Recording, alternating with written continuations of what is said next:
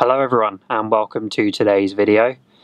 Welcome to the Aylesbury Railway Museum's car park. They've kindly let me record my video in here today because it's empty.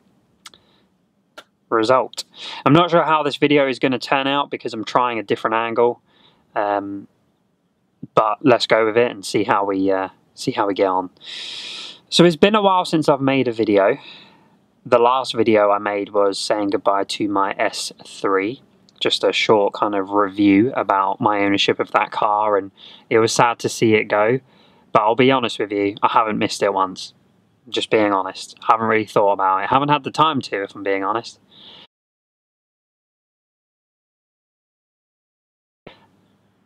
Nonetheless, I had a video planned. The video was about me driving this car to Amsterdam, which I did do. I drove there for work and I'd recorded loads of footage and it was shit. It was shit. I got back, started editing the video and it was just crap. I didn't like it. I think I was tired. Driving there, I was also a bit anxious, and coming back I was driving in the evening, so it didn't work out as I planned, and I didn't want to upload something that was shit, so I just thought, scrap the video, treat it as a learning experience, and talk about it in today's video instead. So I drove from Aylesbury to Amsterdam. It was a good drive. I stopped in a few places along the way. I stopped in Dunkirk. I also stopped in Antwerp. I got some pretty cool pictures of the car in both of those locations, so I'll include the pictures for you to see. They can both be seen on my Instagram. Follow me on there if you aren't already.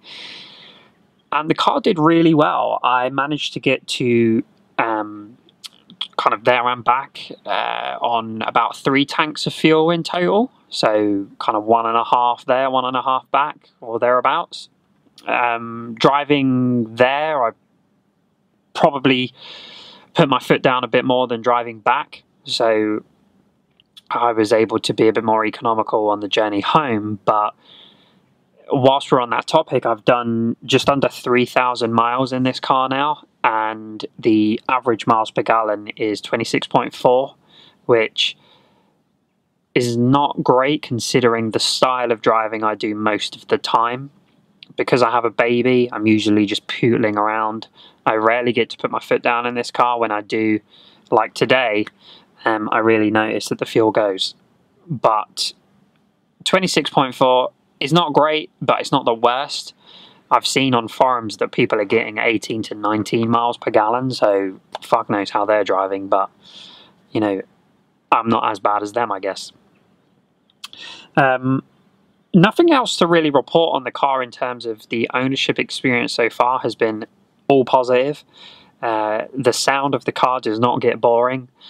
The sound of the car in the morning when it's cold does get a little bit tedious, but when you're driving it, the sound is so immense that it just gets you every time. Just gets you. Just like with any other car, it's hard to keep clean. It's annoying to keep clean, especially because of where we live in the countryside. It's always muddy around here. Even when it's sunny, it's muddy. So got a bit of an uphill challenge on my hands keeping it clean, but had to give the interior a clean today because it just looked like it was years old. I've got leather cleaner as well, which I'm going to use a bit later. Everything else is just working as it should.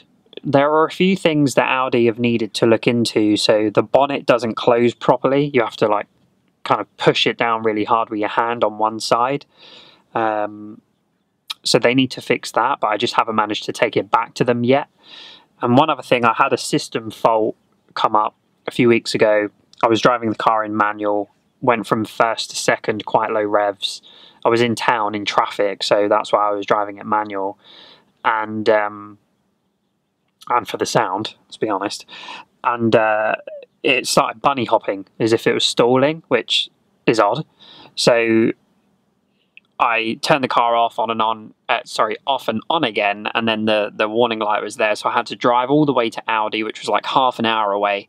The rev limiter was on, so it was only going to 4,000 RPM, and they just plugged it in and told me that they think it's an electrical fault with the car as opposed to a mechanical fault. So they just reset the error message, and it hasn't happened since, touch wood. They just told me to keep an eye on it. The only thing that I can think of, or that we could think of, was because I had this like just panic attack, like shit, have I put diesel in my car by mistake? But I hadn't. However, I did put regular unleaded in the car in Brussels, and the only reason I did that was because they didn't have any premium unleaded. That was the only thing I had done differently. So I don't know how sensitive these cars are to regular fuel, but that's the only thing I could think that I had done any different from, you know, the prior kind of month and a half of owning the car. So I'm not sure. But like I said, it hasn't happened since, so nothing to be too concerned about. No tyres have gone on me yet, touch wood. Brakes are fine. You know, I find the brakes on this are actually similar to the brakes on my S3. I know they're different, but because I think these are 5-pot brakes, and on the S3 they were 4, but I don't think the brakes on this are that great. Like, they don't, I don't know, they don't seem to slow the car. Maybe I'm just not being heavy enough on the pedal, but at the same time I don't want to lurch forward. I look like a madman, but I don't know. They're not great, you know. But that's a small criticism. It's not a big deal. My plan is to make a video about this car similar to how I did with my S3, so make a video about the things I like, and also make a video about some of the things I've noticed that I dislike. I'm clutching at straws again, so don't kill me in the comments. I'm not being a negative Nancy. I'm just talking about things that I have discovered through driving this car.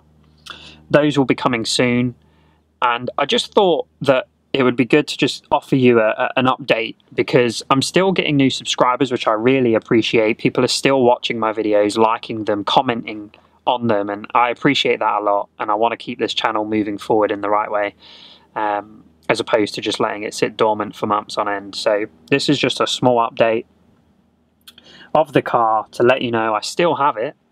It's still going well. I still love the car a lot. And yeah, that's it really. I think the people of the Railway Museum are starting to get a little bit agitated about how long I've been in their car park. So I'm going to wrap this video up, and I'm going to go and get myself some lunch. So thank you very much for watching the video. Please do let me know if there is anything that you want to know specifically in the comments, especially with the Amsterdam trip. Do you want to know about parking and tolls and all that beautiful stuff? But until the next video, peace. I'm just going to start the car. Oh, there we go. Always wins.